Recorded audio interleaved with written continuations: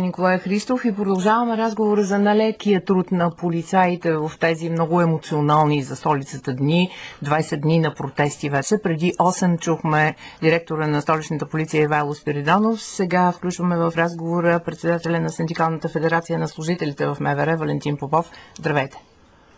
Здравейте, добро утро и на слушателите ви.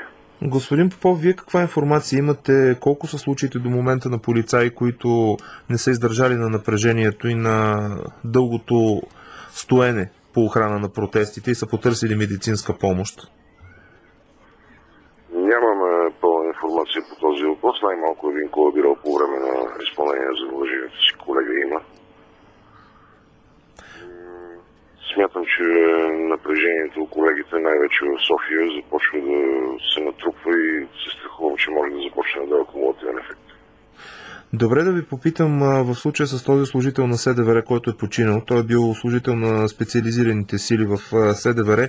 Там разбрахте ли всъщност до каква информация се добрахте? Дали смъртта му има връзка с това, че е участвал в охраната на протестите? Вижте, това, което стигна до нас като информация, подчертавам, това е неофициална информация, че причината за смъртта на колегата е инфаркт. Аз в никакъв случай не желая да спекулирам с тази трагедия. Колегата остави три деца, Бог да го прости. Не желая също така да споря за точно с когото и да било от ръководството на СДВР или на Министерството. Нямам намерение да правя капиталото на човешко нещастие, нещастието на едно семейство. Но във всички случаи трябва да подчертаем дебело, че служителите от полицията са една особено рискова група по отношение на сърдечно-съдови заболявания. Стреса, на който са подложени непрекъснато, особено някои от тях, няма как да не се отрази на здравословното им състояние. Това е факт и доказване на адвокат.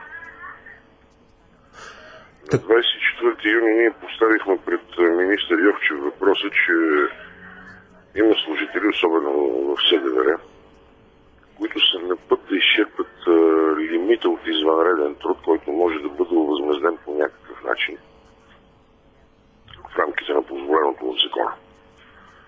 В случая обаче започва да става дума за нещо по-различно.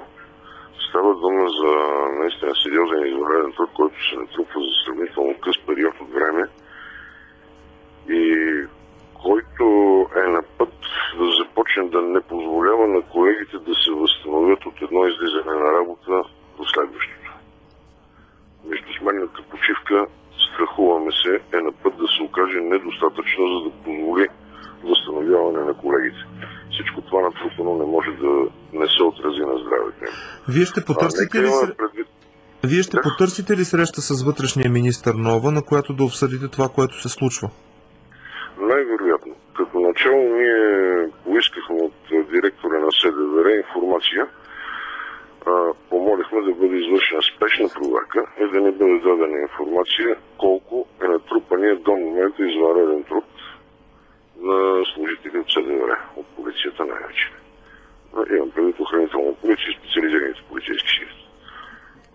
На базата на това ние при всички случаи ще потърсим нова среща с министра, на която да обсъдим въпрос.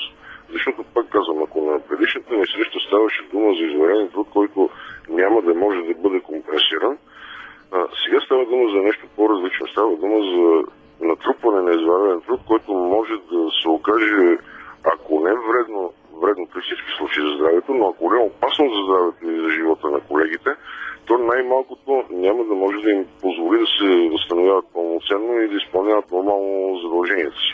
Какъв е изходът според вас? Не трябва да забравяме нещо друго, че с натрупването на този извънреден труд ще стигнем до момент, в който съгласно една инструкция в МВР за разпределение и отчитане на работното време, служителите просто няма да могат да полагат повече извънреден труд, защото инструкцията го забранява. Какъв е изходът според вас от тази ситуация? Не мога да коментирам разстановките и начина, по който се охраняват протестите в момента в София. Това е изцяло работа на професионалното ръководство на Министерството. Но единственият друг начин, освен промяна в тази система на охрана, е може би командироване на служители от страната. Валентин Попов, председател на Синдикалната федерация на служителите в МВР.